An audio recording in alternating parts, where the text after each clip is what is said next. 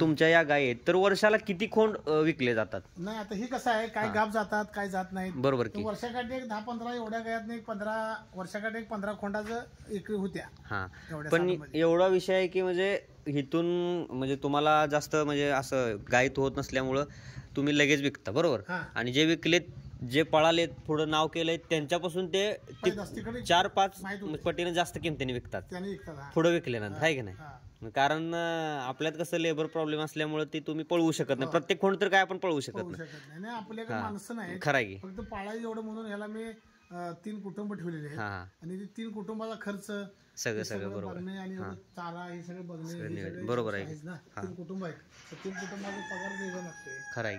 आता तुमच्या घरातला प्रत्येक सदस्य म्हणजे खिलार प्रेम आहे बरोबर. हा. म्हणजे आता तुमचा चिरंजीव आहे तिथं होय.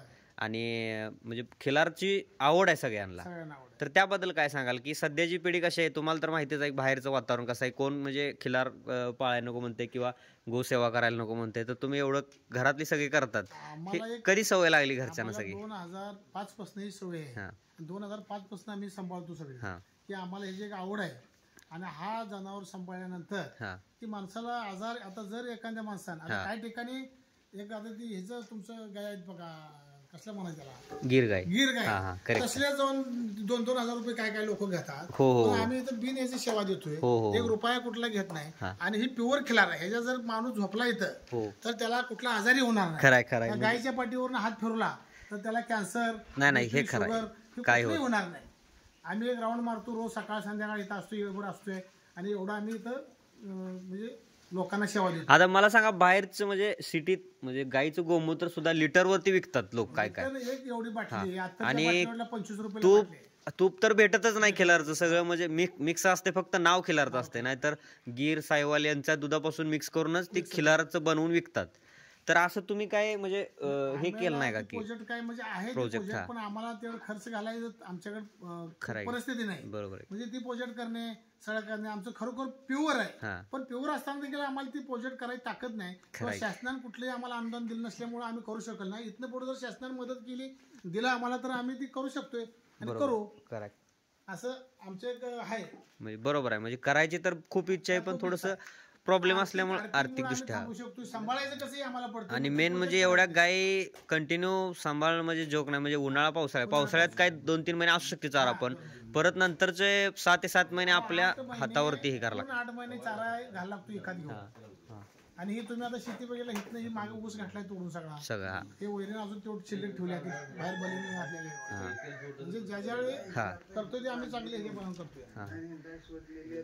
आता वासरं तुमची म्हणजे लोकलची वापरणे येतात का बाहेरचे पण येऊन कोण कोण येतात? बाहेरचे व्यापारी म्हणजे बाहेरचे सगळे, ज्याला माजूर आहे पूर्ण पुण्यापर्यंत, सांगली, कोल्हापूर, सोलापूर, पुण्यापर्यंत, कर्नाटकपर्यंत माहिती आहे. तो येऊन घेऊनच जातो. खिलार गाय आहेत ते वासरं येऊन घेतात जागेवर. आम्ही बाजारला वासरू कुठलेही नेत नाही आणि बाजारमध्ये कुठलं विकायलाही नेत नाही.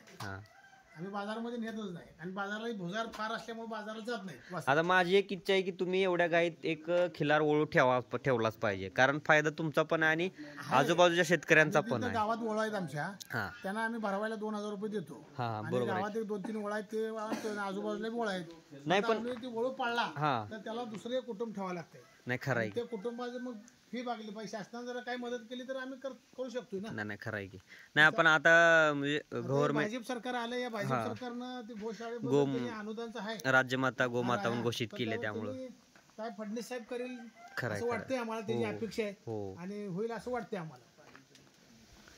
आता ते वासरू मग तुम्हाला दाखवलं, ते दिलं बारका त्याने इथं येऊन सारते जातात. हो खरं आहे. म्हणजे दूध पेयपर्यंत इथंच ठेवतात आणि दूध पेयचं बंद झालं घेऊन जातात. हे असं म्हणजे प्रत्येक ह्याचं आम्ही हे करतोय असं. आता प्रत्येक गाय जी बघतोय ती म्हणजे जातीवंत आहे. कांबळ कमी, शिंग एकदम, कान लहान. प्युअर 1 नंबर खिलार. म्हणजे तुम्ही मला महाराष्ट्रात एवढी फ्लोर आहे ना, कुठेही दाखवायची, कुठेही महाराष्ट्रात. खरं आहे. तिथं जे आहेत ना बाजूला आपल्या जी शेडवर आहेत अशी खिलार कुठे दाखवा. एखादी क्वचित असेल, 1-2 पाळलेले असतील, पण असा शेड कुठे दाखवा. आणि एवढ्या म्हणजे एवढी क्वांटिटी असून सुद्धा एवढी स्वच्छता आहे, टापटीपणा आहे, हे मला खूप आवडलं तुमचं. कारण 60 ते 65 गाईचं एवढी स्वच्छता ठेवणं म्हणजे काय जोक नाही. आणि त्यात दुसरं काय, तुम्ही त्यांना व्यवस्थित म्हणजे दावण गव्हाण वगैरे करून प्रत्येक गायला म्हणजे चारा खायला, जेणेकरून उद्या पाऊस वगैरे येत असला तर आतमध्ये खाऊ शकतो. हा आतमध्ये पावसाळ्यात दिवसात भिजायचं काय भानगड स्किल नाही हो. एवढा खर्च केलाय बघा की. या गायासाठी सांगलीत एक आमचा प्लॉट होता इकला. होय. आणि एवढा शेड केलाय. काय सांगताय? हा शेड ह्यांना सावली नाही म्हणून सांगलीत मी हमालला असताना तेवढं घेतलेला प्लॉट होता, देऊन टाकला. आणि मग एवढे ही केली, वडिलाच्या नावावर होतं आमच्या, म्हणजे गायींसाठी फक्त आम्ही. आणि हे जनावर पाळल्या तेवढं. म्हणजे तुम्हाला माहिती आहे याचं फळ आपल्याला 100% भेटणार आहे. मिळणार, एवढं कष्ट केलं फळ मिळतं हे मला माहित आहे. आणि हे कुठं वाया जाणार नाही म्हणून आम्ही केलं. खरं आहे. याला जवळजवळ 200 फूट लांब आहे शेड. सोसाळ्यामध्ये 200-250 फूट लांब आहे. म्हणजे गायीची सेवा केलेले कधीच व्यर्थ जात नाही आणि कुठलं काय कमी पडत नसतं माणसाला. बरोबर आहे. चालतंय दादा, खूप खूप तुम्हाला भेटून खूप आनंद झाला. आणि एवढ्या गाय बघून अगदी या म्हणजे सध्याच्या स्थितीला सुद्धा तुम्ही एवढ्या गाय ठेवल्यात, खरंच खूप मस्त वाटलं. आणि कारण जेणेकरून लय सचिन सावंत म्हणून मी त्यांना मोफत फुकट पाडी दिल्या. सांगली सचिन सावंत म्हणून नगरसेवक, त्यांनी घेऊन गेले.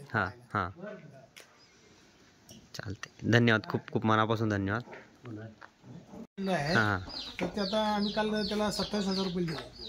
आता मला सांगा, उन्हाळ्यातलं कसं नियोजन असतं यांचं? पावसाळ्यात एक चारा आहे, वाळा कडबा असतो आणि ऊस असतोय. वाळा कडबा ऊस आम्ही, ज्वारीचा कडबा आम्ही गोळा करून बलीम घालतो. 10-15,000 कडबा आम्ही घेऊन आम्ही कडबा हे करतोय. आणि फिरून येऊन पाणी बिणी हौद बांधलेला आहे, 2 हौद आहेत पाणी पाजणे. आणि पूर्ण गावालाच पाणी देतोय आम्ही. म्हणजे जनावर जेवढी गावची आहेत, बरोबर आहे, त्या गावच्या जनावरला हिवरे, बाज, दौडवाडी, त्या सगळ्या लोकांनी तिथे हौद बांधला. आपण त्या हौदावर सगळे पाणी पितात. आणि समजा आता उन्हाळ्यात ज्यावेळी हे दुसरं प्राणी आहेत, लांडगा असो, बरोबर आहे, किंवा कोला, ही जी आहेत ह्यांना नसतं, बरोबर आहे, ते आम्ही हौद अगदी मैदानाला बांधलाय. ती जनावर येऊन तिथं पाणी पितात, कारण इथं फॉरेस्ट असल्यामुळे ती पण जनावर आहेत, जनावरला पाणी नाही. बरोबर. आणि फॉरेस्ट खात्याने कुठलीही पाणी सोय केली नसल्यामुळे मी फॉरेस्टजवळ आपली शेती असल्यामुळे मी तिथं मोठा हौद बांधलेला आहे. आणि त्या